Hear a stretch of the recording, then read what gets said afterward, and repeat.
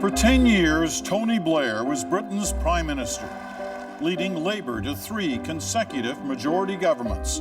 That put him at the heart of some of his government's most celebrated decisions and some of its most controversial. This mass terrorism is the new evil in our world. He knows what power is like. He's been out of 10 Downing Street since 2007, but not out of the loop, staying in touch with some of the world's top leaders. We sat down to discuss what appears to be a developing new world order. A lot of people seem to be very worried about Donald Trump as President of the United States. Are you worried? Look, it's been an extraordinary time, hasn't it? And for those of us on the other side of the pond who've just lived through Brexit, now we've had another political earthquake. So, I won't pretend to you I wasn't surprised by what has happened over this past period, because I am. So you think there's been perhaps a bit of knee-jerk reaction to the fear that's been expressed? It's, this is the most powerful political position in the world, and we want the person who occupies it to be doing the right things, not just for America, but for the rest of the world. And I think the thing is as well, you've got to understand why these movements are happening. That there are people left behind by globalization who don't feel they've got a place in this new world, and someone who comes and articulates their concerns and their anxieties gets support. What happens is you have people with a huge sense of grievance, where their grievance is being played upon, but it's not being answered in the way it needs to be. Played upon. Do you think their grievances have been played upon? And because obviously you're right, we're seeing this in more than just America. We saw it in Brexit. We're seeing it in a number of Western European countries. I think the grievances are real. This is where I would disagree with some of the analysis on the left. For example, people's anxieties about immigration, certainly in my country and in Europe, they're real. Particularly if you've got large numbers of refugees coming, for example, from Syria because of the civil war there. People also worry about the security aspects of that. So these are genuine fears. Now, how you respond to them is then the question. But I don't think you can dismiss them as... How do you respond to them? On that point, on immigration? You have to accept that immigration is a real concern for people, but the answer is to have rules but not prejudices. In other words, what people fear about immigration, who are completely reasonably minded, who are not bigots or prejudiced, what they fear is that this is happening without proper control and without proper oversight. Now, and is it? In some cases it is. Look, if you're going to a Greek island and you're then got a pathway into Europe, I don't think we can be sure of the integrity of the systems for evaluating those cases and so on. So in some cases, yes, it is justified. Let me remind you of something you said about immigration, and it would have been in the 2005 campaign, as you headed towards re-election. I never want this to be an issue that divides our country, that sets communities against each other. It is the duty of government to deal with the issues of both asylum and immigration, but they should not be exploited by a politics that, in desperation, seeks refuge in them, that we never use these issues as a political weapon, an instrument of division and discord. Is that what we've witnessed here, that it has been used as a political weapon? Yeah, I don't know. I think undoubtedly, particularly in the European context, I would say for sure. It's the simplest way to get a political party to a certain level of support in any set of opinion polls anywhere in Europe right now. What about in the States? And in the States, just witnessed? Yeah, no, of course, absolutely. If people feel that their communities and their societies are being changed without them almost being part of the debate about it and without them being engaged, then they will feel angry and fearful. And someone who comes along and says to them, right, I'll tell you what I'm going to do, I'm going to stop it all. That then has appeal. So if the centre does not act in a strong, coherent way to say, yes, we understand, we're listening, but here's an answer to your problem, then there will be people who come along and can exploit and develop that anger and turn it into a very powerful political movement. I hear you on what the centre needs to do, but meanwhile, what appears to be the right is on the march. Yep.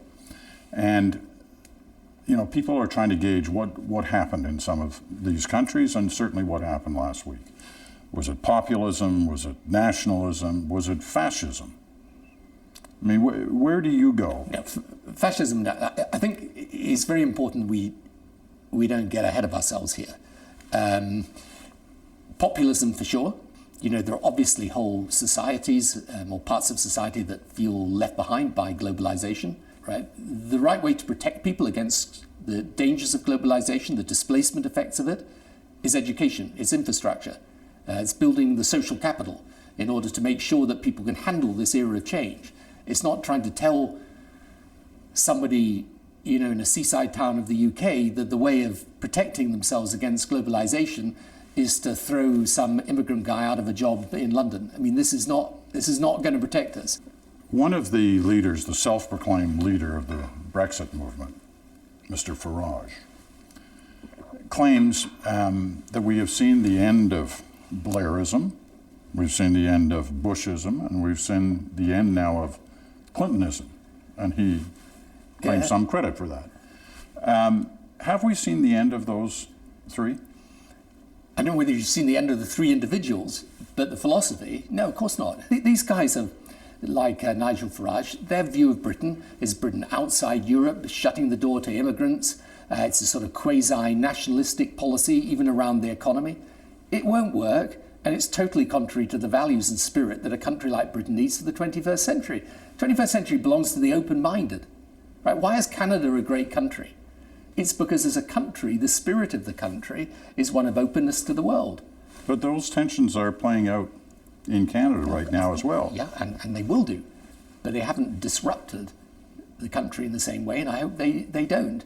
Does it concern you that over this first weekend as president-elect, Donald Trump has brought into the inner sanctum Nigel Farage to give him advice on international relations, especially as it comes to Britain and Europe? I mean, I'm not sure how much advice has been given, but I think it's not surprising Well, he's there, you're not there. No, exactly, and it's not surprising he sees someone who supported him very strongly in the campaign. I mean, I think you would expect that, The Trump relationship with Putin, how concerned are you about Russia's place in this developing world? Every president, every prime minister wants to reset the relationship with Russia and have a good relationship. Why? Because it's a huge country, it's got a lot of interests, and if Russia's on side, the world's easier to manage. The difficulty is where Russia, for example, says in relation to Ukraine, well, we decide their future. And however much you want to reach out and have a great relationship, at some point, if you adhere to democratic values, you've got to say, well, I'm sorry, we can't agree with that. But he seems to be suggesting that the fight against ISIS is all that matters right now to America, and if it means leaving Assad alone, if it means forgetting about Crimea, then that's okay. Yeah, but the trouble is, what you find with Syria is if the price of that is Assad stays in power, then he's going to be staying in power with the largest majority of the population thinking that's completely unacceptable.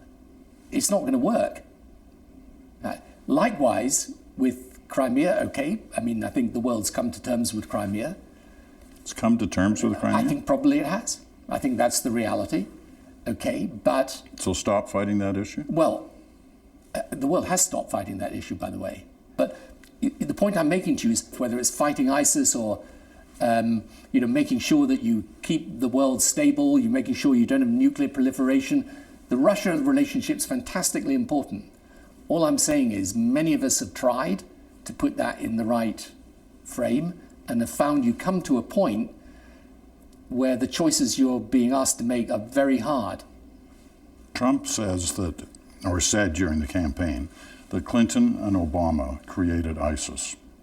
They said, hey, wait a minute, ISIS was created because of Al-Qaeda, which was created because of the invasion of Iraq. You know that story all right, too well. I do. Now, do you accept any blame for the eventual formation of ISIS? Look, I'm always going to accept responsibility for the decision we took to remove Saddam. I just point out that ISIS was beaten in Iraq in 2010. It was the Arab Spring, what happened in Syria, that allowed it back off the ground again, coupled with the sectarianism of the Maliki government. But you can go on and argue about the causes of ISIS.